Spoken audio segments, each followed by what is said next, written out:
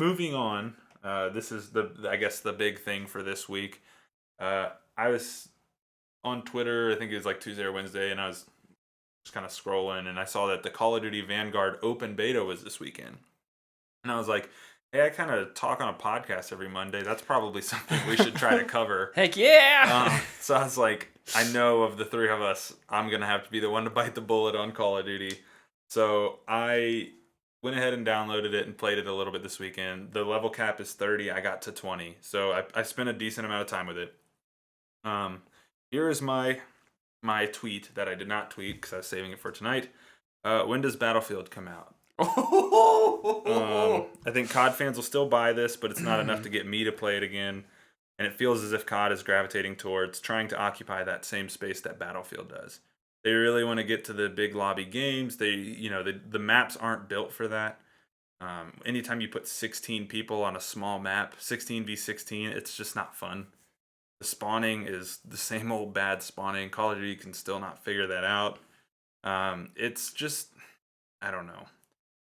If you like Call of Duty, this is for you. I uninstalled it today. I don't think I'll be spending any more time with it. I do have some pros for it, though, because I don't want to just completely bash this game. I don't think it's the worst Call of Duty I've ever played, but it's certainly not great. The pros I have for it, they did go back to that Infinity Ward Modern Warfare 2019 engine. That was the new engine for Call of Duty. It's what Warzone is played in. And I think that's a good thing. Like, 2019 Modern Warfare is the best Call of Duty in a long time. It's the best feeling Call of Duty, in my opinion, out of all of them. So it was kind of nice to get back to that engine after Cold War. I didn't play Cold War, but even just watching videos of it, you can tell it's made on an engine from 2004. Like, it just doesn't look good. And then this was the surprising pro to me. I mentioned putting too many people on maps is kind of an issue, but the maps are good. Like, every map. There wasn't a single map that it would load in and be like, oh, not this map. You know what I mean? Like, because you guys were talking about Trials this weekend. Like, there's always that map. There's always these maps that you're just like, I don't want to play this. This map sucks. I'm just going to leave and join a new lobby. None of the maps were that way to me. My favorite map of all of them was called Eagle's Nest, which I thought was really cool. It was the place where Hitler hid out in the mountains during World War II. All the maps are classic 3-lane. The maps were good. I was pretty impressed with them. I think that's a huge improvement for Call of Duty. Black Ops Cold War, I think, launched with 7 or 9 maps. This one's going to launch with 20. Wow. So that's a huge push for them. Like, that's a good job on their part. So kudos to Sledgehammer Games and being able to take the criticisms of the Call of Duty before it and try to build on those. Cons, though, and this is where it gets weird, the movement feels clunky to me, which I've never experienced playing Call of Duty. Like, Call of Duty's movement I've always felt like has been really fast and twitchy, and it feels pretty good. But it just feels slow and clunky, and I don't know. Something was weird about it. It is a beta, so obviously there's always bugs. There were some menu bugs, new things that weren't new. Said you unlock stuff that you didn't unlock. They didn't give you much customization option. Like, you couldn't mess with the calling cards, you couldn't mess with the emblems, you couldn't mess with gun camos, which I feel like you got to show that off if you can, but evidently that's not ready yet. And then the last con I have is the gun parity. The first gun you get, you can use it the entire game. You don't have to pick up another gun. You can use it at any range. You can use it in any facet. Gosh. And it's the best World War II gun, I feel like, of all the World War II games. I always feel like the STG-44 is like one of the last guns you get. And this one, it's the first gun you get. So, like, why would I use anything else? So I just maxed out the level on that, hooked it up with attachments, and I just wrecked people the whole time. I feel like maybe that's just a beta thing, right? Like, maybe it's, hey, let's give everyone something they'll have fun with. I hope so, because... But in the real game, you have to earn it. I don't know. Historically, they've not done that, which I think is weird. It's kind of like Call of Duty 4 when they gave you the M4 at level 8. Like, oh, okay. Guess I'm going to use this the rest of the game. Like, it's just kind of weird. I don't know why they would do that. I mean, even the STG-44 is good in, like, Black Ops. You could pick that thing up and just wreck people. So it was just kind of weird.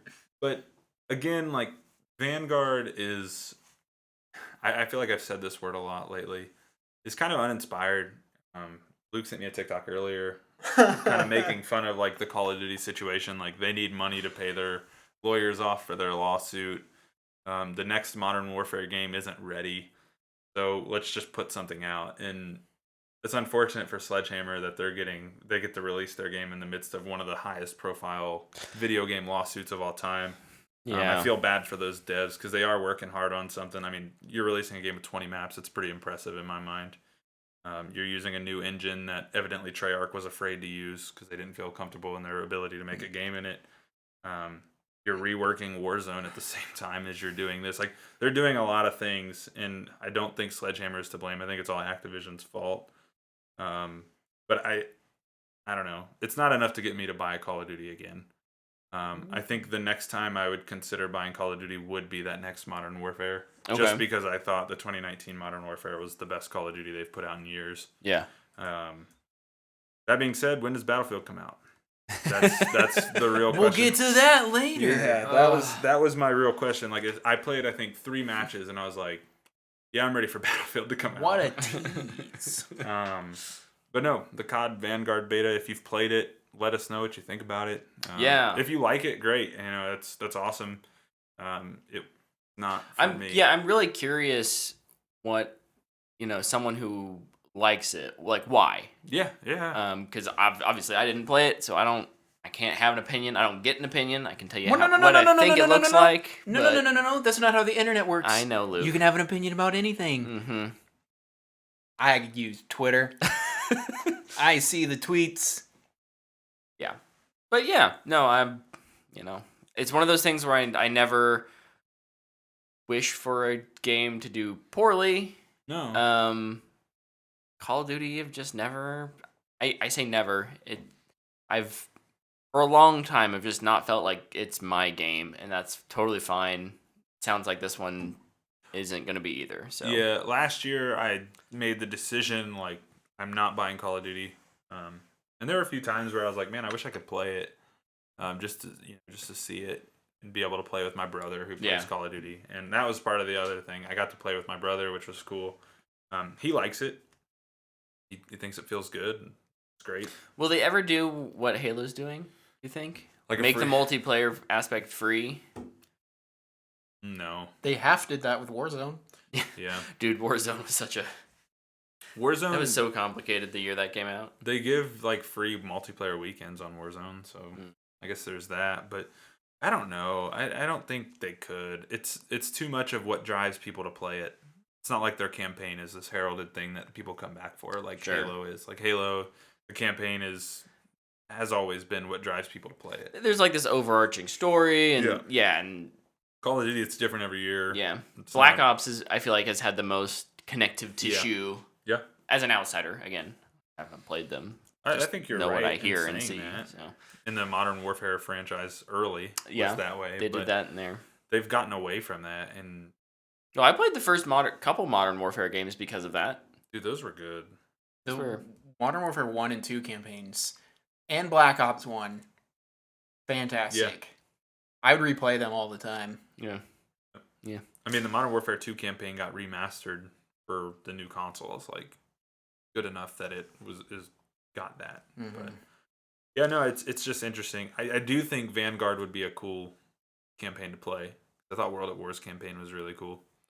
However, I'm not gonna pay $70, and I'm not gonna buy an Activision game. So you get that stuff sorted out. They can pay their lawyers with whatever they have currently. They've only been making billions of dollars a year. Maybe their CEO could take a little bit of a pay cut for once.